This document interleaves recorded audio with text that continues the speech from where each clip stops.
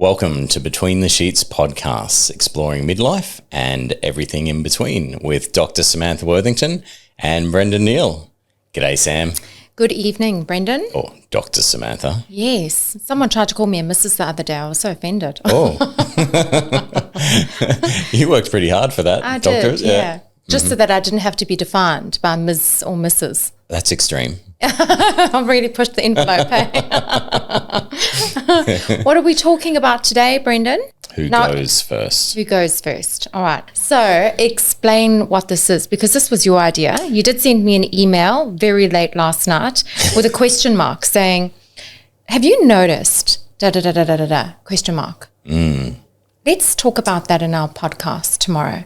Yeah. So what was that? This may be just my perception. It feels like, though, all these discussions we're having. Yes, Especially that we're having okay. On the podcast. All right, not just general discussions and that you have in your life. Backed up generally, yeah. And the discussions I see happening, it appears that there's a lot of focus on the male to change, to better themselves, to bring something to the table. And effectively, it's sort of like all the solutions land on the male's lap. Okay. Like for a change of action, for doing something different, for repairing, for fixing, for making it better. To make life better, relationships, children. No, mostly around relationships. Okay. Yeah, it's something I've noticed, became aware of, and I think it's something that I feel like bringing into these conversations in these podcasts. I've approached it the same way as well. I'm looking at it all from like, what does a bloke have to do? Okay. What's the answer? Have What's I the not said solution? anything about what women need to do? Have I just been like, well, the men have to change? Have I? It's possible I have. You're really good at pointing at dissecting, analysing behaviour, explaining behaviour. Okay. I like how you explain it really, really simply. Okay. Because then I get it. Okay. Yeah. Yeah. All right. So that's where I'm coming from Okay. on this. And I don't know if it's true or not. However, I think it warrants a little bit of digging. Okay. Yeah. So do you think that might be, a personal thing for you? Talking about psychology and all. Every time we get in front of these microphones, I think I share a bit too much about my personal life. I think these couches are actually therapeutic. Oh, okay. Yeah. Well, we touched on it. We touched on it today. We spoke about it briefly, and I said to you I had quite strong views on that actually, about why men feel that way and why women feel like they're perfect. I think you said because it's true. No? Oh, no. Most of the cases. No, you didn't say I that. would never say that. No. Yeah. I'm a professional. Yeah. You don't apportion blame. No, I don't. I do have strong views on that actually. Yeah. I think men feel that way because there's been a bit of a shift, or I wouldn't say a bit of a shift, maybe a very long, slow shift actually. However, it's still large from in society and in relationships, and that's can be based on a whole lot of things about having equal rights, and there's a lot of the concept of feminism, etc. So I think what happens is you've got men that are trying to appease women, and in saying that, and I'm saying this very, very politically correct, right?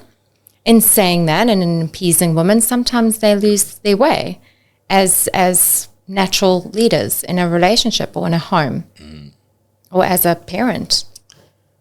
I can tell you, maybe with a little bit of experience and a lot of observation. No, is this you? No. Maybe with a little bit of experience, a lot of observation. That for a man, it's very hard to live a great life when you don't appease your woman, your partner. You know what? I'm actually going to touch on that one episode that we did when you spoke about your partner at the time, your wife at the time, your boy's mum, and how you were appeasing her, you know, by doing all the things that you should do that night to get some time with her. Action. Okay. Action. Okay. So did that work? No. No. Remember, shot down in flames. Yeah. So how successful do you think it is when men try and appease their partners? What do you think the dynamic is there in appeasing? Do you think it's like a partnership or like a friendship? Or You know is it what more just like, flashed in front of my mind? I would love to know. Yeah, there's so many decisions you make or actions you take in the immediate for an immediate solution or to make things better in the moment. Quite often they don't pan out really well or serve you really well in the long term. You need to be more specific. Oh. That's my favorite term, right? It is. What do you mean? Well, just saying, like, you know, appeasing or pleasing. Yeah. So you could, the heat of the moment, or not even the heat of the moment, like you may choose just to go along with things and say, okay, I'll give you this example. So let's say that I was in a relationship, or let's say a friend. No, someone was in a I'm going to have to get this to, you know, get this Okay. right. Let's say a male was in a relationship with a female, a lot longer term. They'd been together for some time. Right. Yeah. And I'm not using a personal example. However, this is something I would have done numerous times as well, as many other men. You may faintly suggest and throw some open-ended sentence out of something really simple like, oh, what do you want to do this weekend? Would you like to go out for dinner? Yeah, and that's a really passive approach, right? Okay. Yeah, and you're thinking you're broaching it like just simply or something, you know, and you offer these little almost like tokens of easiness. Yeah. However, and you know full well that your wife or your partner or the woman might love the fact that you would say, hey, why don't you get frocked up on Saturday night? Yeah. Yeah, the kids are getting looked after. We're going to go out and I'm going to take you to, and you could name it or keep it a bit of a surprise, and you could give them a little bit of an idea. You might say, hey, this is what you need to this wear. is going to be flashy, or hey, it's going to be casual and fun. Yeah. And we're doing this, and you really line up something and make that, you know, hey, you got to be ready at 6:30. I'm going to take you there and we're going to have a glass of champagne beforehand. Right. Yep. Right. You go to the car, open the door, get them in, you know, around the other side. When you get out, and put them on your arm and lead them to the restaurant and everything, and make them feel lovely and special, and be that strong man of like taking the decisive action of like booking it in. This is what we're doing. Right. Have you ever heard the term? This may be an Australian term. Okay. I'm just trying to think of it. Sometimes men, when they're asked what's up, what they're going to do next weekend or a particular date, they say, I have to ask my wife. I have to check in with the event coordinator or the what's the word for it? I'm going to shoot. There's people at home are going to be going, hey, it's called this. Yeah. I don't know. Yeah. You know, effectively the person who handles all social functions and everything. So they default that onto the wife. And they do that because they're thinking, I'm making it easier because they're organising all these spinning parts of the life. They're telling me how busy they are. She feels organising all of that? I can say upon reflection, now that I'm, you know, well into my midlife and beyond, right, that I think many women would feel as though they've got a lot on their plate. Right. And they would probably think, you know what, wouldn't it be great if he could just like, you know, take the reins and make a decision and create something. Right. So did you see what just happened there? Yes. You know how I've spoken about this from the start? Yes. Like men, and it's all on them. I just did it. You did? I just came up with something. Do you see how good I am? And I said, no, these but couches, see. there's something magical about them. Yeah. I think that what's happened is, so we can bring up so much stuff here, right? We can bring up the fact that how do men know what women want? Because, women don't want to be told what to do because we want to have our say and we want to have our rights. And so it gets really confusing. Yeah. And there's some men that are listening to this thinking to themselves, if I did that, my wife would be like, where are we going? What time are we going to be back? You haven't organized it properly. Have you organized, I'm a vegan, like, are you taking to the right place? Et cetera, whatever. Are you a vegan? I'm a vegetarian. Yeah. I didn't think you were a vegan. No. You didn't tell me before. No. You would have if you were. I would have told you if I was vegan, yeah. And I bet you there are some women, if not all of them, that are listening to this saying, oh my God, I wish you would just do that. Yeah. I wish you would just do it because I'm so tired and I want to be treated. I want my nervous system to relax. And I think that's what happens. I want my nervous system to relax. Yeah. Well, that's probably it, isn't it? Yeah. Yeah. I think that women... You've been managing a lot of things. Yes. We said this sometime when we had a discussion. Yes. That there's just all these things that are just sitting on your plate and building, sucking up space in your subconscious and overriding current thoughts or being able to look ahead. And yes. And I don't want to be shut down for saying this. And I'm on the side. I'll stick up for men. I'm on the side of men and women, right? Yeah. I'm impartial. I think that some men have lost their way and they feel like they don't know how to lead their home or lead their relationship. And they have women that have either come into that relationship or because of this, unfamiliar space for a man to be a leader, maybe he hasn't learned that from his upbringing or it's something that society is confusing him around. He has a woman that's in her masculine energy and she's coming into a relationship or has to be in that space because he's giving her a lot of stuff to deal with that he could really lead with.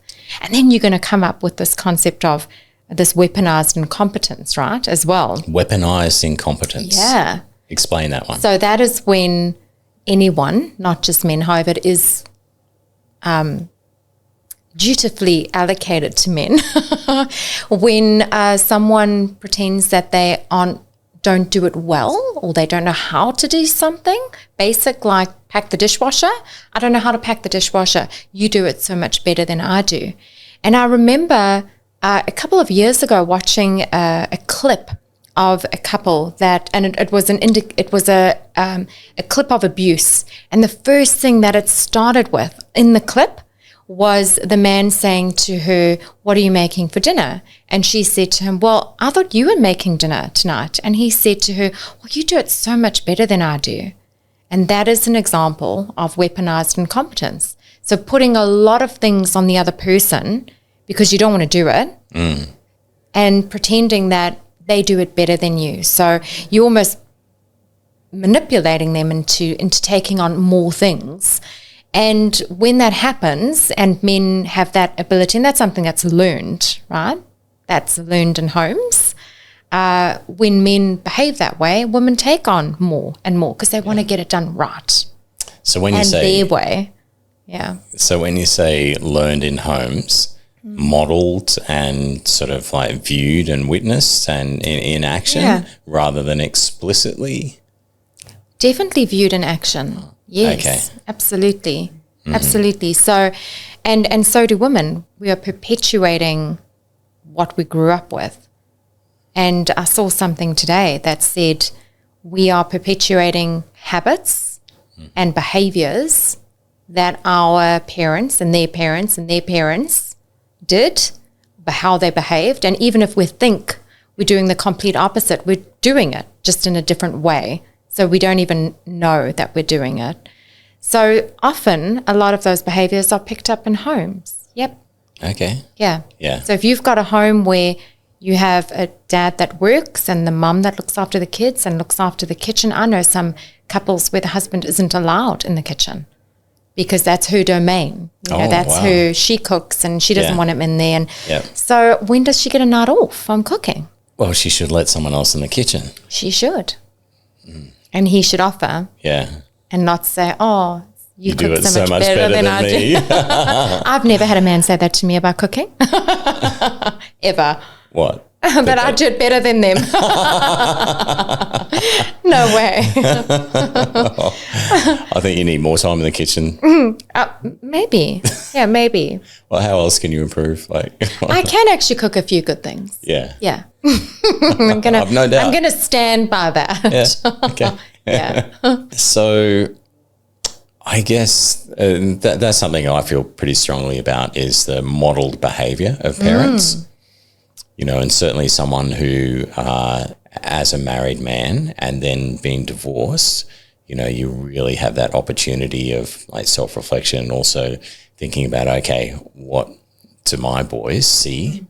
From a very young age, I realized that you could either tell your kids what you wanted them to do, which generally wouldn't work. No. Or Does it work with anyone? No. Well, no, not often. No.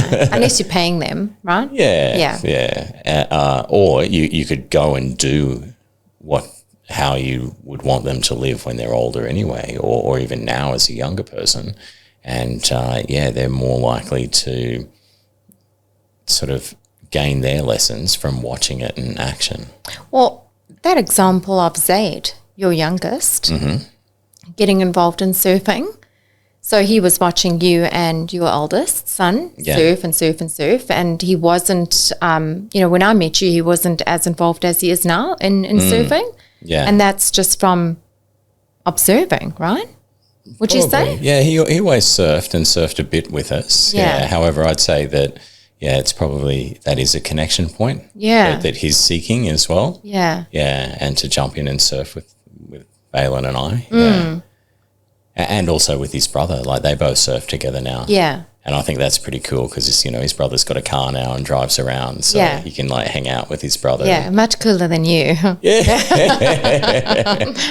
Fair enough. If I was 16, I'd be hanging out with my 18-year-old brother and his mates as well. Yeah. I think that that modelling has created or the lack of modelling certain behaviours to your children has created a space where, and this is going to answer your question where you say to me, why is it that men are always trying to improve, etc.? I think that women are often on a man's case to do things a certain way because she's in that masculine energy, she's in that controlling energy, and she's in that space where she's monitoring everything and looking after everything. And I think that when those roles are more balanced, a woman is when she's more in her feminine energy and she can let go of certain things or let go of control, let go of the reins. They're a lot more women, we're a lot more peaceful and fun and nurturing and gentle. So we can't be both, I don't think. I think women that have to run homes and run their husbands and lead the home and run the kids and everything and their jobs plus, are in a state. And then we can be a lot more negative towards our partners and a lot more controlling and nitpicking, actually. So when we're saying, I wish you would do this, or I wish you wouldn't leave that on the floor, I wish you would do this my way. Yeah. If she was a bit more peaceful and relaxed by having some stuff taken off her plate, I think that she wouldn't care if certain things weren't done the way she wanted because she would be more in that space of peace. Having space to herself. Well, even with her family, just in that state of what a woman is. We aren't supposed to be, and we do it well. So I'm not gonna push that aside. And a lot of us have to do it that way. Yeah. However, I'm sure that there are a lot of women, and there's some that don't.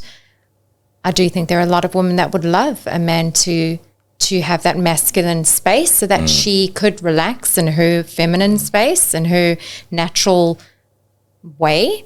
And that would put a lot less pressure on men to do things her way, I think, because she'll be a lot more flexible. Right. I think. Yeah. Well, maybe I'm just talking about myself. So if I was to summarize that, Okay, yeah. you're saying if a man takes more control, takes over some things. In a non-dominant or non-negative way. Non-negative. Okay, Or non-controlling. Okay. Lead with love. Lead with love. All right. So if a man were to take up some of those, let's say, duties, roles, responsibilities, have somehow landed just on... I think it's more of like, I think it's more holistic than that. So those are like things that would fall into place if you were in a relationship where that man was naturally leading his home. I'm trying to think about this because it makes sense. However, I guess I haven't quite considered it the same way. I'm trying to think of like really happy couples. Okay. That have got a lot of vitality, a lot of excitement and good energy in their lives and run a house like that. I'm going to say there's some people I know like that. Out of all the people I know, there's not a massive percentage like that. And I'm just trying to think of what it is that does them. I think they both approach life in general with a certain amount of playfulness. And I think that's a really cool attitude to approach many things. And I think you could probably only do that when, you know, both of you are in a position of like kindness to each other. Oh, I've got another word. Yeah, please bring it on. Safety. Well, definitely trust. Yeah, safety, feeling safe. Yeah. I read an article about functional marriages and I'm trying to think of what the other word was. It was functional and not dysfunctional. No, like secure. Secure relationships and functional relationships. Right. And the difference being that a functional relationship is a relationship, it works, the bills are getting paid, the kids are being raised, everyone goes off to work, does their thing, everything's moving along smoothly, right? However, there's a lack of intimacy, there's a lack of connection, there's a lack of fun, a lack of playfulness. Yeah, okay. And then the secure relationship was one where all of that happens, you know, all the hygiene factors or everything's going forward. And there's the space where there is playfulness, there is safety, there is joy, there is experiencing things, there is all of these different things the intimacy that we look for in a relationship, in a romantic relationship. Yeah. And I really liked that because I know lots of people living in functional relationships, right? Wishing they could have a man come into their lives and say, hey, you know, be ready at 7:00 and wear this dress and those shoes and I'm taking you out. Why don't their partners do that for them? What happens, do you think? And this is going to tie in with your exact question when you said, why is it always the men doing it? Yeah. Sometimes men stop. Yeah. They stop making an effort. There's something innate in men, right? We want to be strong. We want to protect, especially, you know, people we love, people we care about. You want that. You want some way that you can express that, you know, that you're the man. You can do that. And I'm just picking up on what you said before when you mentioned dominant? Mm-hmm. A dominant way? So like not controlling and not controlling, negative, that's the word I'm thinking of. Yeah. And I think, okay, it's not really a fine line. It's a completely different attitude and a different approach to it. Taking control doesn't mean you have to be controlling. I love that. You take responsibility for something. Yes. And then you ensure that it's done. So that's the functional component. However, you can set the tone with that as well. Yeah. Yeah. I love that. Being in control doesn't mean that you're controlling. No. It's really good. Well, controlling sort of indicates manipulation. Yes. Yeah. And that's ideally like a strong man doesn't want to be in that position where he has to manipulate. Or a strong man never has to control his partner. Yeah. Exactly. Yeah. So that wouldn't naturally happen. That wouldn't happen if he was a strong man. Yeah. And as a man, you want to be adored for who you are and what you do as well. So I'm just thinking that like over my lifetime and the changes that I've seen, like sociologically, with the attitude towards like men and their position in life and what they should and shouldn't be doing. I'm thinking of things like, hey, men should be emotional. They should be able to show their emotions and everything, as opposed to being stoic and like, resilient to showing emotion. What is weak about showing emotion? I don't think there's a great deal of weakness about showing emotion. I think the weakness comes if you're unable to like stand up strong at the end of that. And I think that comes back to feeling secure and safe as well. Why would you show your emotions to, a wife or a partner who, like you said before, is directing or ordering or nitpicking? Yeah. You don't want to show that anything's affecting you. Yeah. In fact, that's when you build a bigger wall and a bigger barrier, and you put your shield up even higher. And then you're teaching your kids to behave like this. You're teaching your kids to behave like a nitpicking wife. When we want peace and quiet, come on, boys, we're out of here.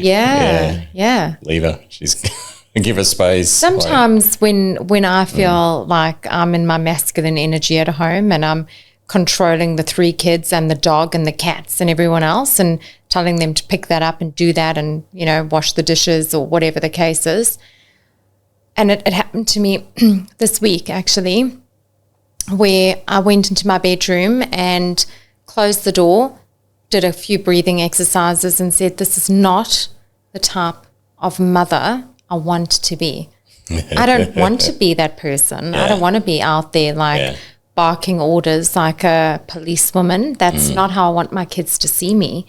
So, also just being really conscious about those behaviors that come naturally when you're in that space. You've got to walk out of a board meeting into your home and your kids and your partner, they're not colleagues and they're not, they don't work for you. Yeah. So there's a very, very, and I remember you telling me this about that story with the gate, when you hear the gate close, like you leave that behind you and you move, and spend that time with your family.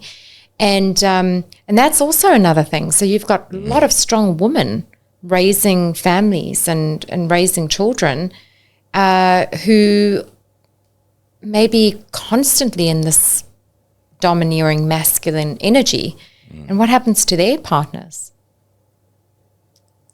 Yeah, it's what do they really want? I'm just thinking of a whole heap of things of those anecdotal stories of people in positions of power and everything, and don't get dirty. No, Brendan. Well, that's exactly what I was thinking. All these fetishes. I could see where you were going immediately with that. yeah. So I'll go, look, as you know, I've got very strong feelings about the example you set around your children, and also about boys, like and that comes from raising my boys, because I too was in a position, with their mum, where it wasn't an aggressive household, or there was certainly none of that aggravation or anything. There was discontentment and unhappiness, I guess, with how things were for a period of time. And that led me to be not the dad that I wanted to be with my boys in a number of different areas. So that was such an important thing when we did set up our own household, was for me to be far more conscious. And it was really difficult first because of all the stresses around, starting a different household and, ending a long-term relationship and all the fears you have around your children and what effect and impact that will have. And, so that was a real conscious effort to create a space and that sort of environment that would be extremely positive and would have an upside to the relationship with the boys and I. And so I looked at it as upon myself, like, how are you going to cultivate being the sort of dad you want and the principles that you have in life and the things that are important, your values and your lifestyle, how you're going to mesh all that together. So that was a very conscious thing. So I think like you did the other day or this week, of taking yourself into the room and shutting the door and just like I don't know, did you have a tear or something? Or Did I have a tear? yeah. I'm not going to admit that. I went straight into my masculine energy there. Nothing cracks me. I think that, and I've heard this so many times, the partner that you choose is more important than what you study, where you live, what you do with every decision that you make comes second to the partner that you choose to spend your life with. And that it seeps into so many things. And that question that you had, you know, why is it always the man that has to improve themselves? Imagine that belief, and that's not your belief, that was just something you said you've picked up. Imagine boys thinking that. Imagine, you know, like I've got 2 boys, a 7-year-old and a 13-year-old. Imagine them thinking we've always got to, you know, fix ourselves or do something. We're not good enough the way that we are. I think that could be quite dangerous, because either they're going to overcorrect or they're going to give up if that's what they see. Statistically, there's some alarming trends there. Okay. Worldwide. Younger people, there's fewer that are in relationships. There's fewer that are making love. Oh. Yeah. Can you believe it? And with less frequency. Oh. I know. Wow. I don't know how they measure that. Yeah. They're lying. They have to tick condom sales. I don't know. They have to tick something and they just like didn't tick that. Abstain. Yeah. Their parents were watching. Yeah, perhaps. I don't know. I'm just thinking all the mixed messages. It is hard. Like, I never said that we were easy. I never said women were easy. We ourselves are confused.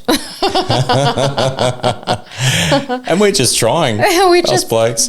So I'm going to, so on a practical level, so I spoke, a man contacted me last night. A man? A man. Okay. I don't know where my phone number's been. And he's been separated for some time, let's say 6-7 months or something. However, hanging into a marriage prior to that for a long time. So had, in a relationship that was, let's say, functional, as in things happened and went along. However, was very much estranged, the husband and wife, even within that marriage, not sharing rooms, all that sort of stuff.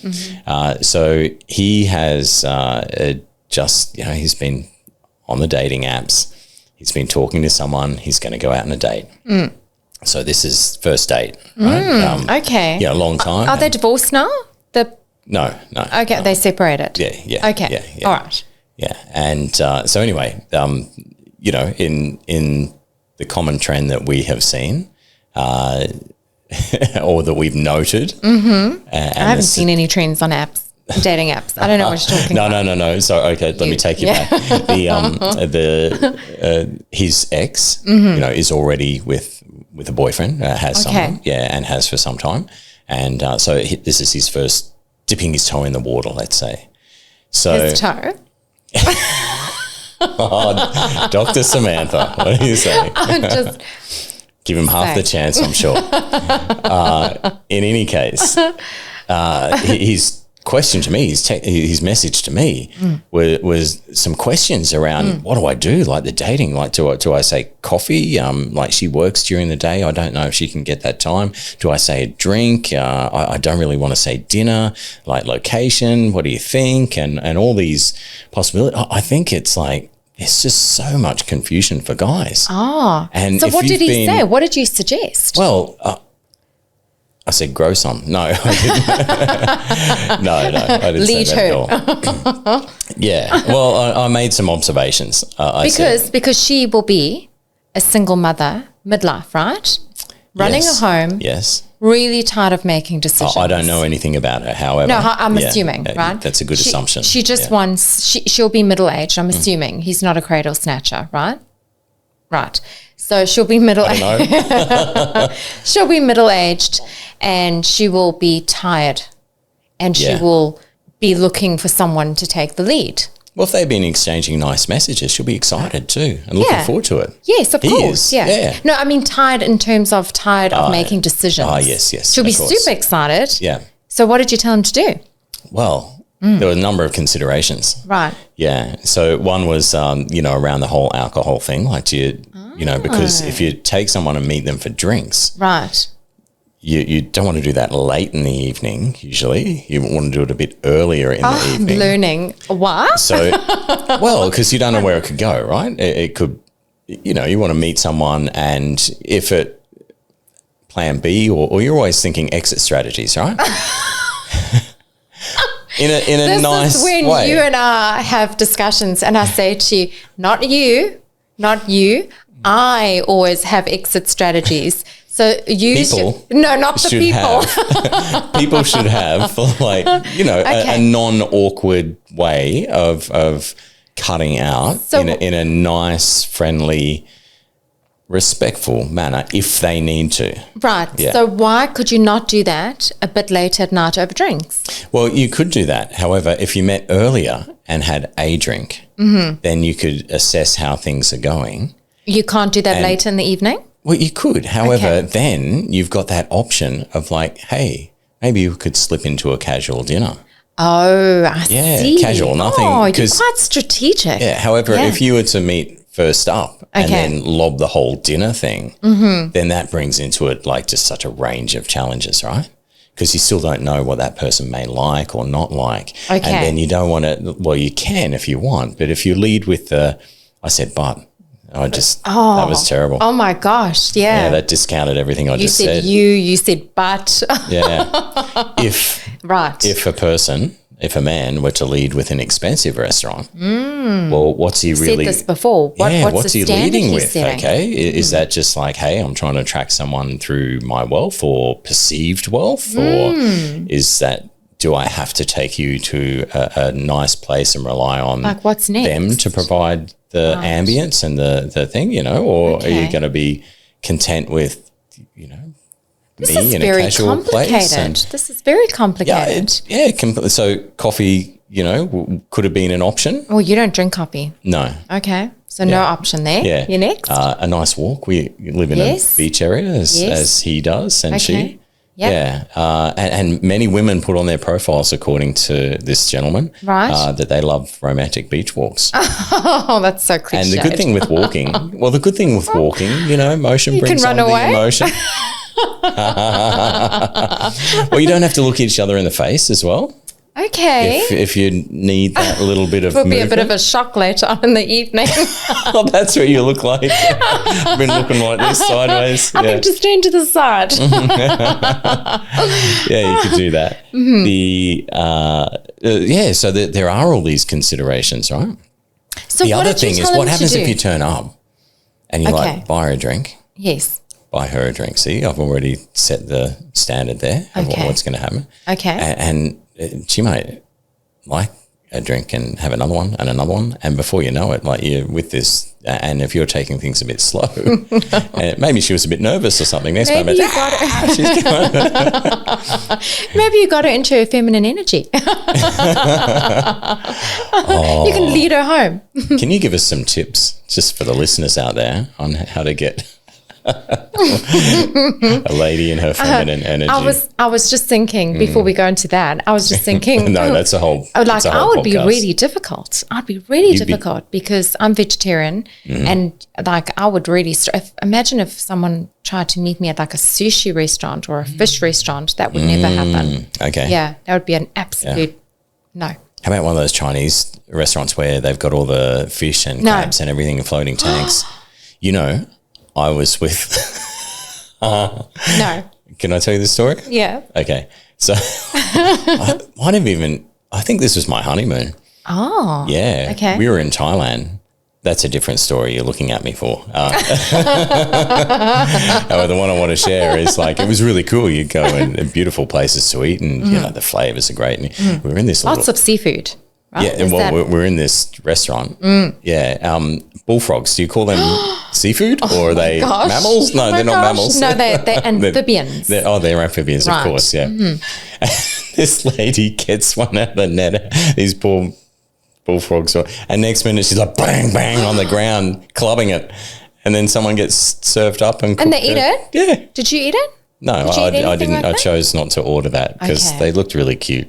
Oh, And I felt, I mean, so did deer, but I'd eat deer any day of the week. I think cows are cute, but I'd eat them. okay. So that wouldn't work for me. going So off. what did you before we go on? What did you tell him to do? What was your advice? Oh, my advice. What was your consulting, coaching, professional opinion? Okay. Yeah. Well, I advised through questions. Okay. Yeah. So I'd asked him if he had considered these points, and they were similar to the points I made. Yeah. Okay.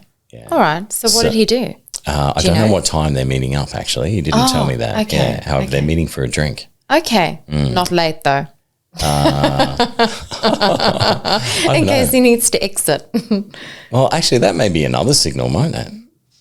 Oh. I'll meet you. Yeah, but it's going to be later at night. Oh. Now, for those people that are listening in a real city, like New York, Tokyo or something, yeah, like, what we consider. Yeah, they would only be finishing work at like Yeah, 9. we consider late, Yes. here on our beachside suburbs, where we're all up at What would you call late? 5 a.m. Well, you'll be flat out getting let in and getting a drink somewhere after 9 o'clock. Yeah. I mean, Well, I'd be in there are bed. places, just different places. I'm sleeping at 8. So again, it'd be quite difficult to get out. Yeah.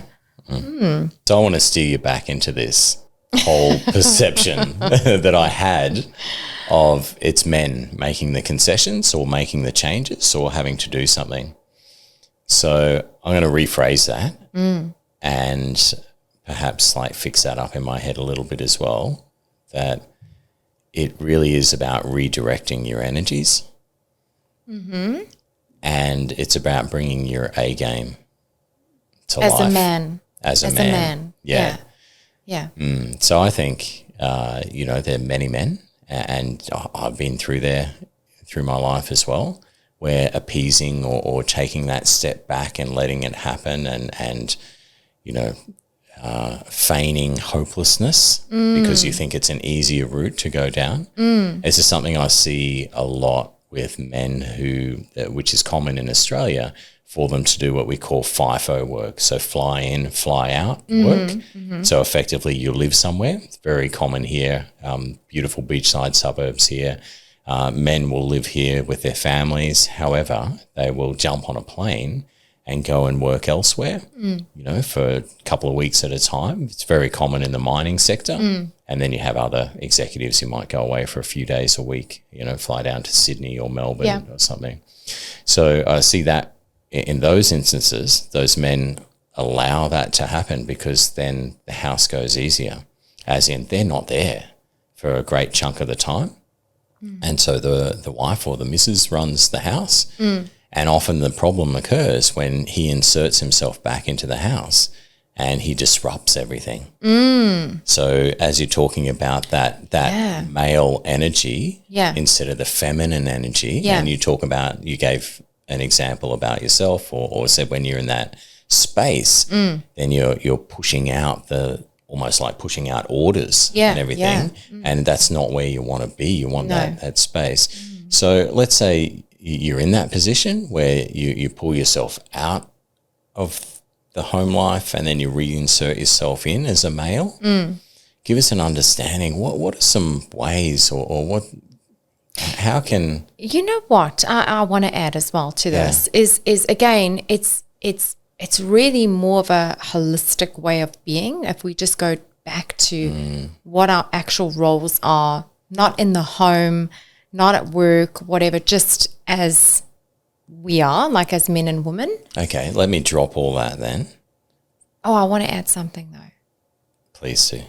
I think that, and this is something we haven't spoken about at all, I think that when you said, when men take that step back or they let a woman, take on those more dominant roles, in life, right? Like in a partnership. So she could be a shit-hot CEO, lawyer, business owner, doing her thing, cracking down on teams of men and shooting the lights out.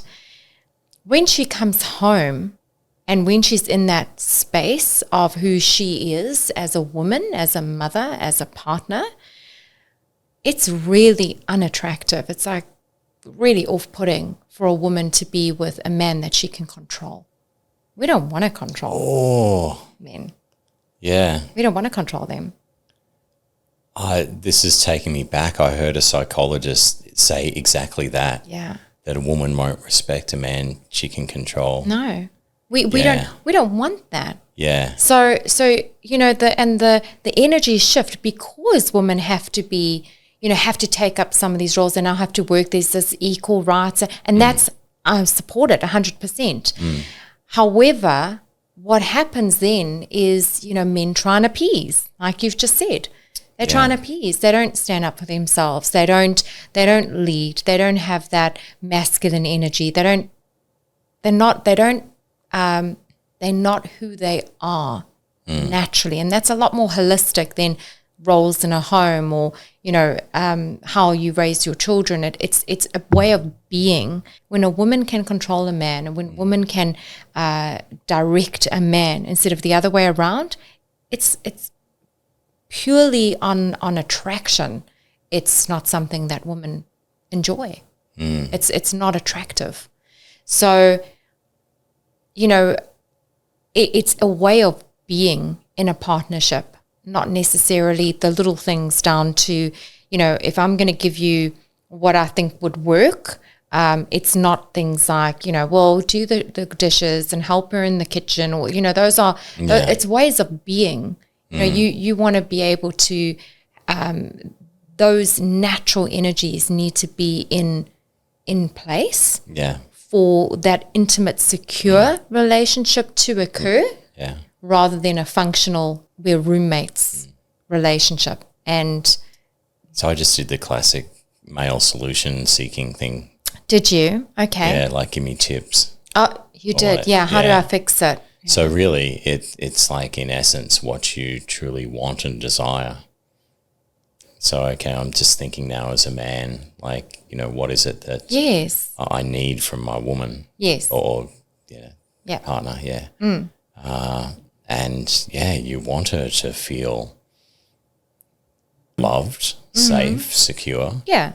She wants to feel Sexy. that too. Yeah. She wants to feel that too. And let that, you know, you want to unlock the cage and let that out. Yeah. In someone. So really it's about creating that space and understanding. Yes.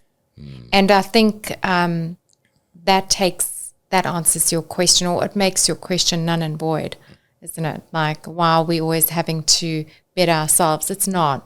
I think in a relationship where we're in our natural flows, as women and men, outside of that, right, we can, like I said, we could be whoever we want to be. But when you're in that sacred space with your partner, I think it's really important that you're in your natural flows as a man and a woman, or, you know, however you identify. Yeah. So I don't think it's about men making the effort to improve themselves. I think it's about being in your natural flow, and that allows a woman to be in her natural flow. And I think it just is so much easier and more pleasurable and joyous and peaceful if that is the way it's run. Yeah. I'm sort of looking at this a little bit different now, as it's the solution is not what do I do and what do I have to do. It's more along the lines of what do we both need and desire and want. Yeah. I think, you know what, this comes down to the way that I could see couples reaching that point or moving in that direction is being able to sit down without the noise, without the pressure of like, this has got to be done or that, and start talking like that. Like, hey, you know, how do you really feel? Like, how do you really feel about that? What do you need? And in a way that isn't judged by the other person. Yeah. Because, often you have a relationship where you have a woman that is, in her masculine energy, especially in midlife, like she's gone through her life. She's come to a point where she's living her own life. She's making decisions on her own, married, not married, whatever the case is. And that's something we've said, both men and women get to a point in their midlife where things change. And I think that having those open and honest conversations about everything that you want and desire, and not being judged, because maybe some of those relationships have been where the two people in that relationship weren't in their natural flow. Yeah. And to then turn around and say, well, actually, I've been a stay-at-home mom for 20 years and now I want to go to work. Or and a man being able to not judge that and say, well, I'm the man. If you got to work and you earn more than I do, or, there's that. And a woman who may be in a masculine energy saying, you know what, I'm done with corporate. I've gone as far as I want to go. I want to stay at home and paint or go and do yoga and have a man look at her and love her and desire her for that softness as well. So I think, what do we both desire? What do we both want? And what do we both need? I think you've hit the nail on the head with that. It's not what we do, it's how we want to be. I'm going to consider so much tonight. Okay. When I'm lying there trying to go to sleep, I'm Lots just going of to be reflections. Yeah. I can already see so many instances of where I've been completely unaware of what I've been doing, something for another person. In doing that, I can see, how I've eroded Your masculinity. Yes, and also probably eroded the femininity of the person I've been with. Yeah. And I don't think if you I think the people that are listening to us deep down inside, I think they just want to be in their natural flows. And I don't think we get those opportunities often. So that's why that relationship or that sacred space between two people, if it's not there, then it's functional, not secure. Yeah. Yeah. No wonder people crack. Imagine if you're spending all your time going to a job that isn't really giving you fulfillment. And then you come home to a relationship that's not fulfilling either. Because you're not in your flow. Yeah. And you're denying yourself of it. And you don't even know it. Yeah. You just think it's all miserable. Yeah. And your little bits of fun are sort of squeezed to the side and, completely selfish or deemed selfish. Or what about when you have fun and that's things that are expected of you? We need to do this as a family, or we need to go on holiday as a family or whatever, and all you want to do is something completely different. And you can't because you're expected. That's fun, that's how we have allocated fun for 20 years. We all go away here, we all go and do this, and you're sitting there thinking, all I want to do is go to Bali or something. And you can't say it. You can't, because you'll be judged. All right, Dr. Samantha, you give me a lot to think about this evening, and hopefully the people that have listened to this have decided that they have a little bit of stuff to think about. A little bit of self-reflection. Yeah. And they bring that with their partner or their next relationship or whoever they choose to have in their life in a thoughtful and kind way. And honest. That's right. All right. Between the Sheets podcast, Searching Midlife and Everything in Between with Dr. Samantha Worthington and Brendan Neal. See you later. See ya.